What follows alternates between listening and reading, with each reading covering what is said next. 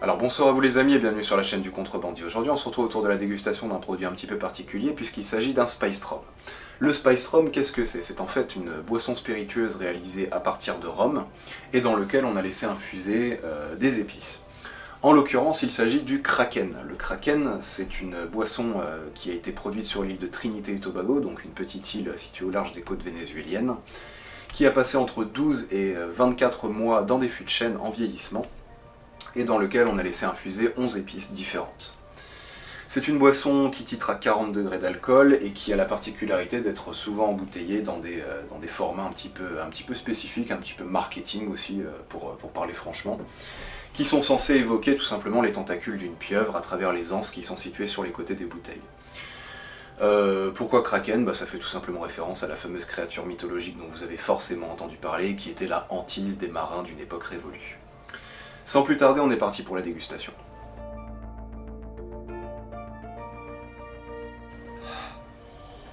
Donc tout de suite, tu te retrouves avec un caramel qui est borderline artificiel. Hein. Clairement, t'es à cheval entre le caramel du flamby et le caramel brûlé, tu vois.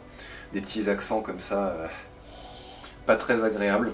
Mais t'as quand même un côté vanillé qui vient te le rattraper, tu vois. Une vanille qui est pas forcément désagréable, quant à elle, pour le coup. T'as un côté terreux, mais pas un côté terre comme ce que tu peux avoir sur des rhums qui vont vraiment te ramener à un terroir, vraiment à une identité. Là t'es plus sur de la terre qui aurait été laissée trempée dans de la flotte, tu vois, depuis un certain temps.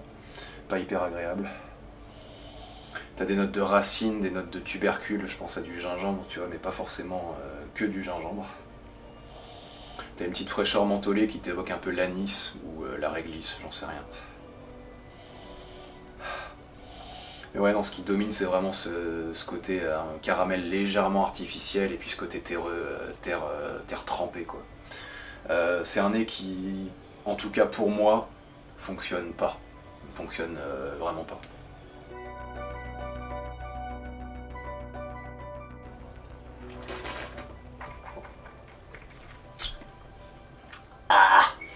Tout de suite, la bouche, elle t'amène vraiment sur un Spiced Rum classique, avec vraiment ce côté caramel qui pour le coup est vraiment, mais sans ambiguïté, artificiel. On n'a plus du tout le doute.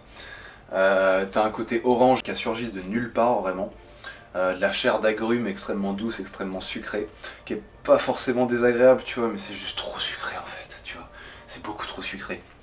Il y a heureusement pas mal d'épices qui viennent souligner ça, qui sont franchement bonnes pour le coup, ces épices. Peut-être un petit côté clou de girofle léger.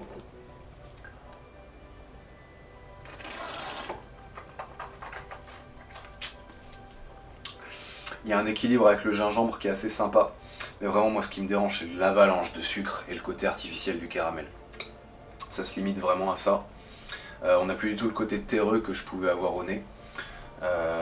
Et je le redis, tu sens qu'on est clairement sur un breuvage qui est destiné à être associé avec d'autres ingrédients, tu vois. Mais moi, en dégustation pure, je vous avoue que c'est vraiment pas ma came. Donc c'est une finale qui, de façon assez surprenante, est relativement longue et presque intéressante en fait. Parce qu'on a plus vraiment ce côté caramel artificiel, tu vois, ce côté vraiment dérangeant du caramel artificiel. On a renoué un petit peu avec un côté caramel brûlé. Et pour ce qui est des notes d'agrumes que j'avais en bouche, on n'est plus vraiment sur une espèce de confiture d'orange extrêmement sucrée, extrêmement douce, tu vois. On a une espèce de côté un peu sur le zeste d'orange, tu vois, donc une espèce de petite amertume comme ça qui est pas déconnante, qui fait presque plaisir après l'avalanche de sucre qu'on a eu dans la bouche. Et surtout, l'espèce de petit voile d'épices comme ça, vraiment clou de girofle, hein, toujours un côté gingembre aussi très présent, qui vient comme ça se fondre sur cette finale.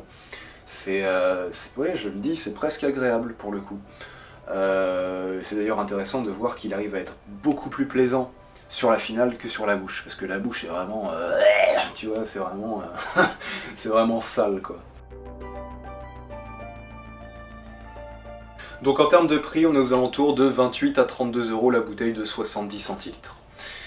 Pour ce qui est du rapport qualité-prix, tout dépend de ce que vous allez en foutre. clairement. Parce que si c'est pour le boire pur, à moins d'être débutant dans le monde du rhum et d'avoir cette culture un peu comme ce qu'on a en France, voilà, avec la culture du vin, en général on boit des choses qui sont aux alentours de 13-14 degrés.